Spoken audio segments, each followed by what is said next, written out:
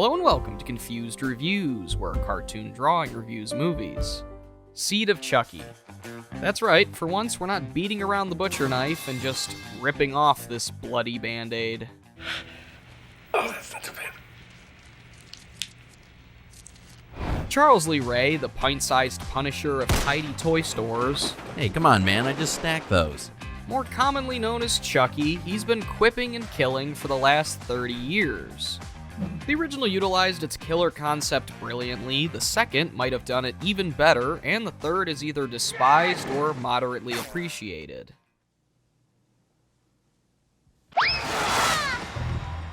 Who the fuck are you? Then we arrive at the fourth flick, Bride of Chucky, where the series pulls a hard right turn and sheds its serious skin. What would Martha Stewart say? Fuck Martha Stewart! Instead opting for that wacky late 90s postmodern meta madness that plagued the genre for a long time, as well as giving Chucky a wife to bounce jokes and jabs off of. If you joined us 16 years ago when I reviewed Bride of Chucky, you know I don't care for the movie ditching its horror through line, but I do agree that Jennifer Tilly's Tiffany was the best thing to come out of this series since Andy's effortless adorableness. 2 days after the movie came out in 1998, production rolled out on a fifth film, Son of Chucky. Yeah, I don't. Terrible. Better than Seed. Following the cliffhanger ending of Bride, series superstar Don Mancini wrote the screenplay with the intention to continue in a dark comedy direction, citing that it worked last time and the rest of the big slashers had fallen into the same habit. Just because they jumped off the quality cliff doesn't mean Chuck had to. Monkey see, monkey do. Don also, being an openly gay man, specifically wrote in themes of gender dysphoria to harken back to the days of Glen or Glenda and the feelings of one's suitability in their own skin. Is that letter? He submitted the screenplay to Universal since they'd produced the saga from 2 onward, who, well, you see, movie producers are guided by one single thing. Money! And in 2004, LGBT representation wasn't exactly at the forefront of accepted vernacular or broadcast media, regardless of the universal truth. Men have always had men. Da Vinci, Abe Lincoln, Jerry Lundegaard. Universal Studios still rejected the script, with the ice-cold note attached reading, This is too gay. and it would wiggle around in limbo for years. However, Cabin Fever just made a campground full of cash seconds earlier, so rather than jeopardize the brand image and lose out on potential revenue, they let it bounce around a few subsidiaries before dropping the movie through Rogue Pictures.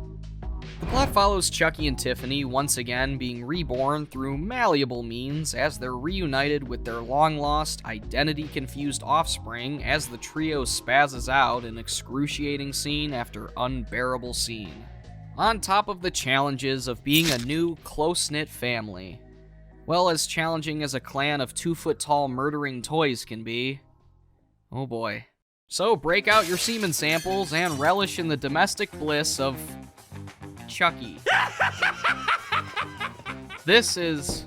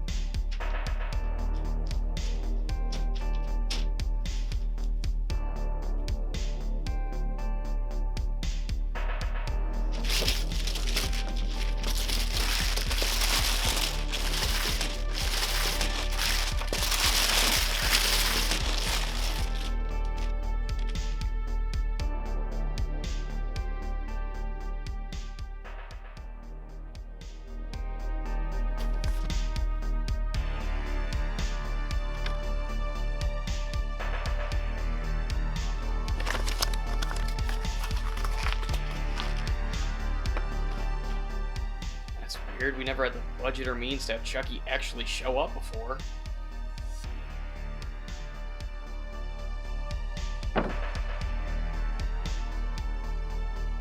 Not dealing with this shit today.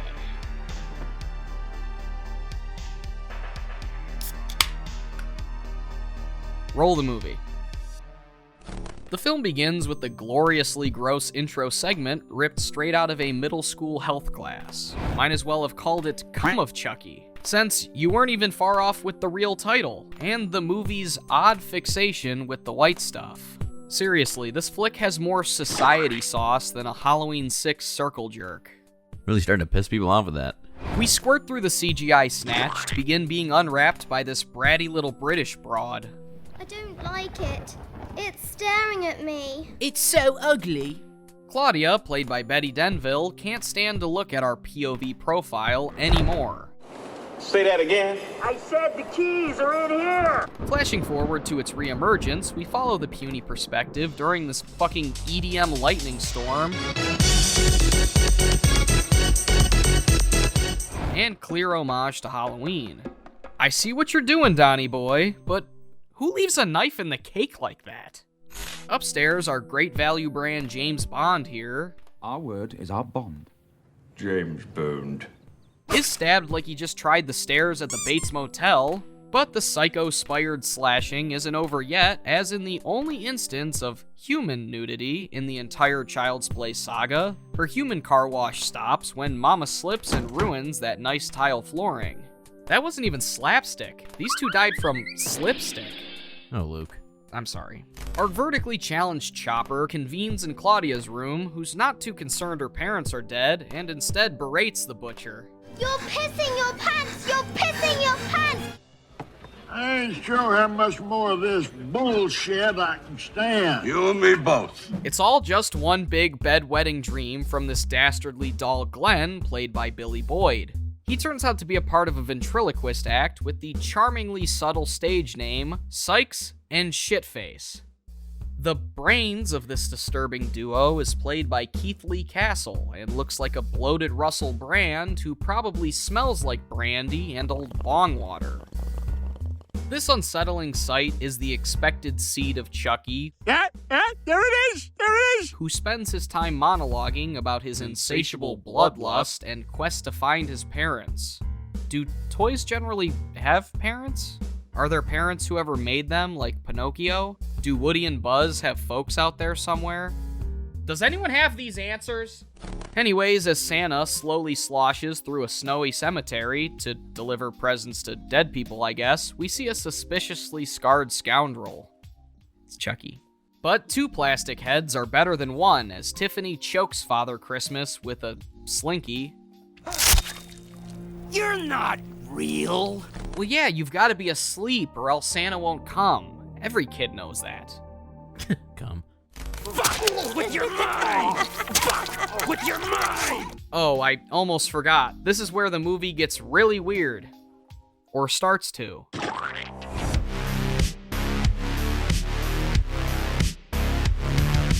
Rolling backwards to Bride of Chucky, there were little hints and nods to the fact that this shit was getting ridiculous, and they knew the fine line to ride when getting meta and breaking that illusion with the audience.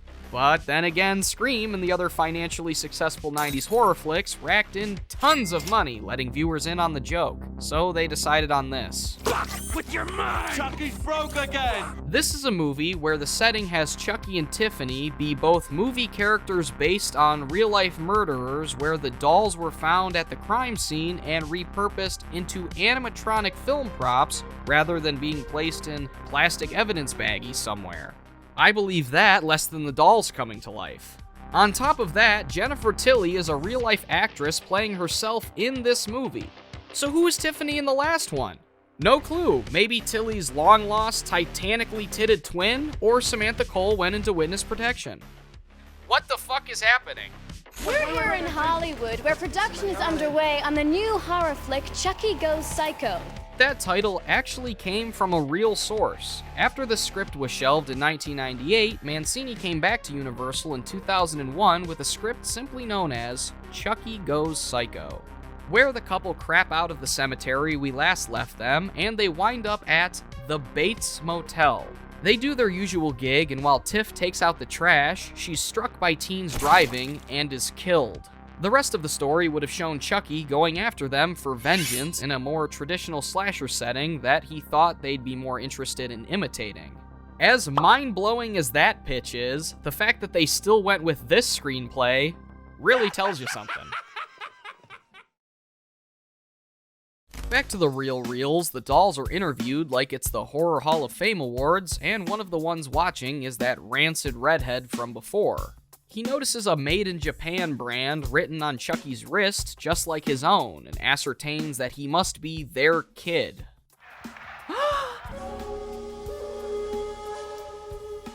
That wasn't me. The movie uses actual gong sounds like it's an Everybody Hates Chris gag. Lionel Richie, you're back just in time for another delivery. And what's even crazier is that this is like the 18th or 19th worst thing we'll come across. Like this shot, for example. What the fuck is this?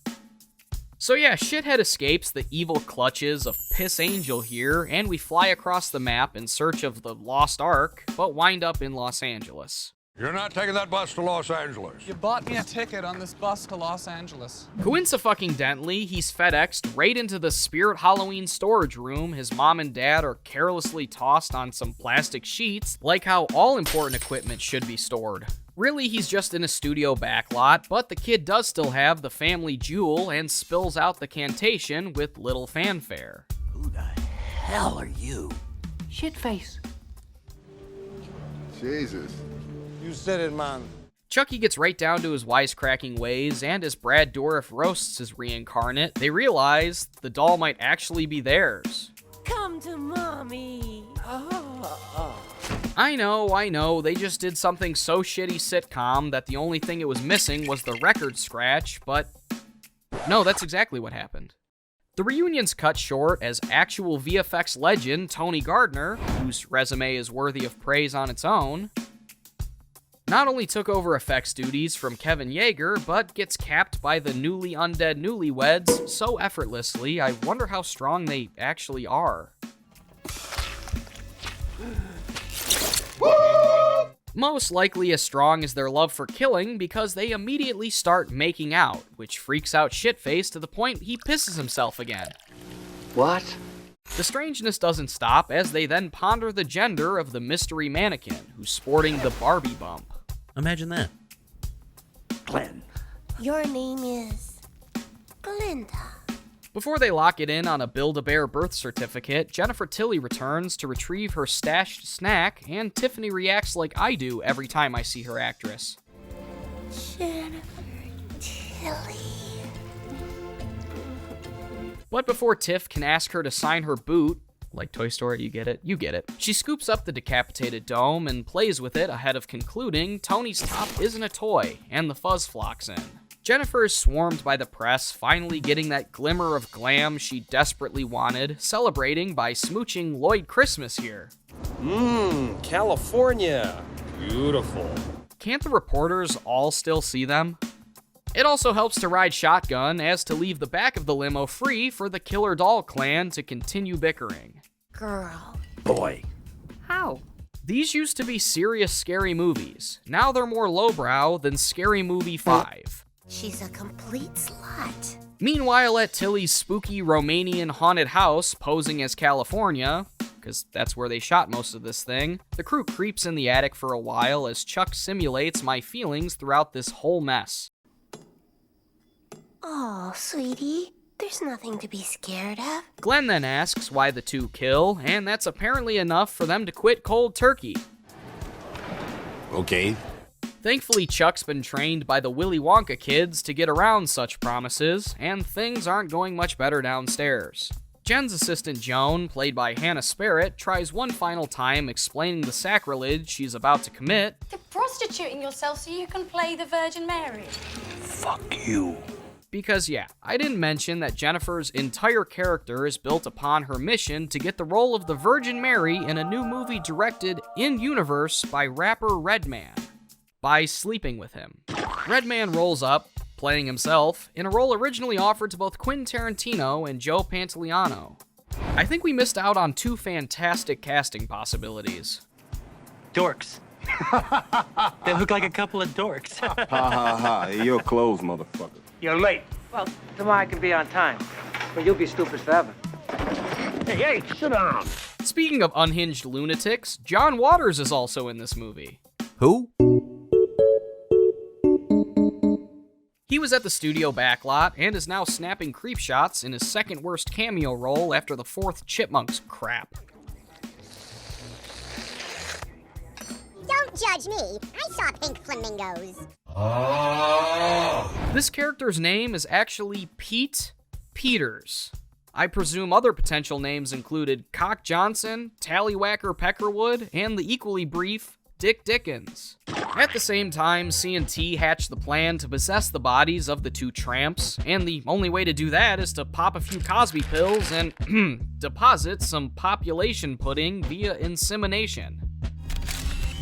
Get it, Mini-Meat. In the only scene anyone seems to remember from this goofy goop of a movie... It's really sticky. Oh, and we can't forget the doll titties. If I had to suffer through this Team America World Police prequel, then you Double D do too. Redman and J. Till go back and forth until Tiffany says tonight's the night and slaps the shit out of the Rockwilder. Tiff takes a second to do the Will Poulter eyebrows, and the actress runs straight into a post-nut clarified Chucky. What am I supposed to do with this? This makes me want to throw up. I mean, I'm really gonna barf. Up, Chuck. Wonder what was going through Brad Dourif's head in the recording booth. This phenomenal actor.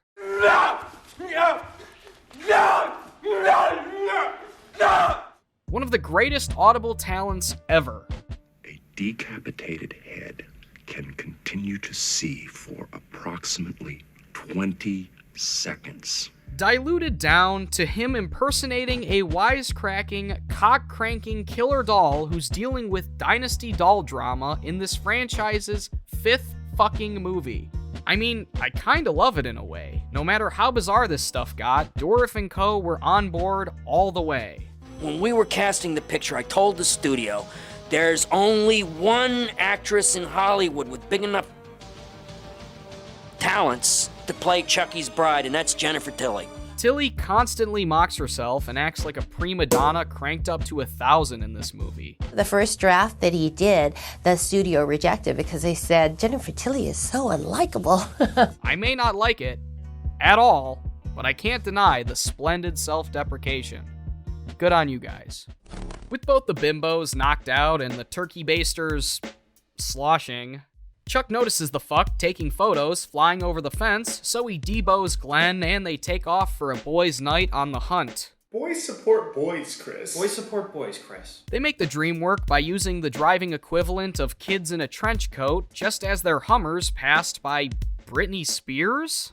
Using my Terminator-level tracking skills led me to the shocking realization, for no one, that it's not actually the real McCoy being toxic, but famous lookalike Nadia Dina Arquette. I thought the only famous lookalikes were freaks at conventions and Vegas Elvis impersonators. They exhibit unhealthy road rage at the bird-flipping Britney, and Chucky hits the baby one more time before spouting a joke almost as bad as the one I just tried. Oh, God, Jesus. Oops, I did it again. At the Daily Bugle, our Pecker realizes it was Chucky in the pics, and as Glen tries to save him, he inadvertently causes him to be turned into Harvey Dent and Evil Ash's love child.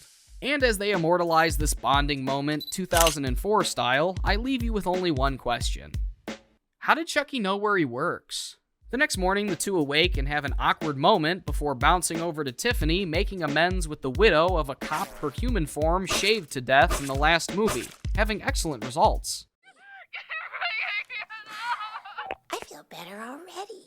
Things don't stay swell for long, as that night when Tilly unveils her super speed pregnancy, Redman reveals he got his red nut snipped to avoid such Maury Povich situations. So with her knocked up mysteriously, he gives her a red slip and fires her. Her silicone sister overhears this, and after a quick call to the addict hotline, she allows herself a slip of slicing and slashes the Death Squad member in the eye shot of her kid, whose newfound view on their mom would rival Eminem, and is so stressed out we segue into some fascinating world building. Who'd have thought it would ever come to this? They're executing Martha Stewart this morning. So, thinking about the timeline realistically, by the time Curse of Chucky rolls around, she'll have never become friends with Snoop Dogg. Tragic. It's morning again, and Tilly's totally fucking pregnant to the point she phones her assistant so that her and the doll can half prank call and half who's on first this overworked woman. I do not sound like that! Oh, yes, you do. I do. Joan, will you shut up? At the point in the conversation, I assumed Joan was going to get Patrice O'Neal on the phone to chastise Jennifer's poor decisions in the bedroom. What the fuck are you talking about, bitch? Charleston Chew chokes out Tilly in what is so silly looking, I just can't look away. He restrains the slut and goes for a grope, but Tiff drops in to find the photo of last night's transgressions, only for Glen's gender crisis to continue, even quoting James Dean for some reason. You're tearing me apart! What? Glen explains he's not interested in firmly feeling like either gender. Sometimes I feel like a boy. Sometimes I feel like a girl. And this was around the time in my research for this video I'd come to find out that the Chucky series is heavily ingrained in the LGBT community. I mentioned in the production segment that Don Mancini is openly gay, but this movie and the recent show, what I've seen of it, deals with these themes a lot. I don't know much about the LGBT community, so I won't try speaking on its behalf. But what I do know is that horror has always been the cornerstone of representation of all walks of life. Horror fans are all cut from the same cloth, even if that cloth is a little different in a lot of ways. However, if I were the one making gripping commentary through this stupid sequel with Britney Spears cameos and dolls beating their plastic poles, I probably wouldn't have had this tortured soul that you're meant to sympathize with be named Shitface. All jokes aside, do whatever you can to be happy with this one life you've got. Be you, and be excellent. Excellent! With this shitty soap opera in full swing and all the dead rappers out of the closets, they call up the same limo driver from before, Stan, played by Steve Lawton, to sub in for this slain sleazeball. Glen kills Joan, who shows up just in time to get fired like that kid in the sewers in It. Glen becomes Glenda in what can only be described as a Cabbage Patch mental crisis with as much confidence as a toy in the 50-cent bin named SHIT. Remember when the series was about a killer doll that we weren't even sure was alive at first? Now we're here. Identity-confused doll babies, a pregnant woman popping out twins from a toy's semen, and Chucky shaking his head like Uncle fucking Jesse. Vanessa, have mercy. There is one bit I enjoyed, though. What am I? For the briefest of moments, I enjoyed what this movie was doing. Quick, everybody start screaming! Shut up! Chuck finally comes to terms with being a supernatural voodoo killer doll and the lack of societal responsibilities that comes with that, and has a hard time accepting that his wife and kiddo don't dig it too. And I dig it! So he throws a blade into a self-sacrificing Stan, who's been so pointless I introduced him a paragraph ago, and as the cops roll in to give someone a noise complaint ticket, they see the carnage with no killers. Jen's driven to the hospital, only to be knocked out again. She's bound to have brain damage by now, right? But just as Tiff transfers the soul, Chuffy. But just as Tiff transfers the soul, Chucky does a half-hearted Shining simile and stabs his bride with an axe. This final straw causes Glen, who ditched the secondary outfit, to break out his Cobra Kai skills to dismember the dickhead. For how lame and sudden this was, it's still not even the worst beloved slasher villain death. Might make the top 100, but who knows. As an emotional Glen takes a moment to reflect, Tiff/Tilly, it's unclear, embraces the shithead as it transitions to 5 years later. Our human heroine acts just as strange as the stalking redheads in the background and beats their new nanny to death before revealing her trademark green eyes. Don't even try to hurt your brain thinking about it. With Glen giving one more voiceover, we reveal he's reborn into the boy and given the best possible birthday present: Chucky's fapping arm. And that was SeedofChucky, and it might just be the greatest motion picture ever released by a big budget studio. It's got heart, great characters, incredible laughs and scares, had me on the edge of my seat the entire time, and every single second feels like you're watching an artistic masterpiece unfolding before your very eyes. Oh, shut the fuck up. You're not fooling anyone. Nah, I'm just kidding. This movie is such a pile of shit. But that's the weird thing about Seed, is that it's almost impossible to crack. It's quite literally the most insane, unwieldy, unhinged movie I may have ever covered. And I mean that with 100% honesty. I say, hold up, wait a minute, something ain't right. I kind of enjoy this movie's attempts at both horror and comedy about as much as I'd enjoy slamming my ballsack on a bundle of upright toothpicks. And then, off comes the head without spilling one single drop of blood. Now, I call that showmanship, Lieutenant. This is the talent we wasted on a doll jerking off. The script is dog shit. Not violence. Violins. Violins are bad. With nearly every reference and joke falling flatter than a single sheet of paper in a puddle. The story doesn't progress or really do anything. It just kind of goes from day to night with no real finesse, and then just kind of ends with maybe some lore being expanded, but, you know, I haven't seen the new show, so who the fuck knows? I'll keep this short like an abbreviated haiku. It's just not good. At all. It's just not for me. I've never liked it, and I'll stand by that, because revisiting it didn't do it any favors. I'm going to give Splooge of Chucky.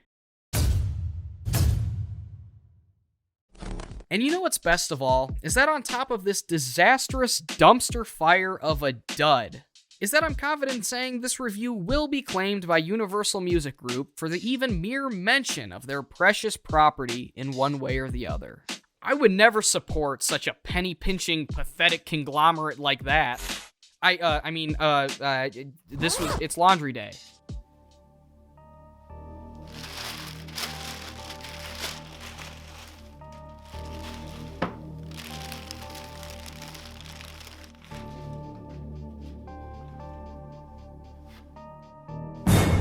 Why does this always have to happen to me? Chucky, what the fucky? I'm Confused Reviews. Don't be like him. And Merry Christmas.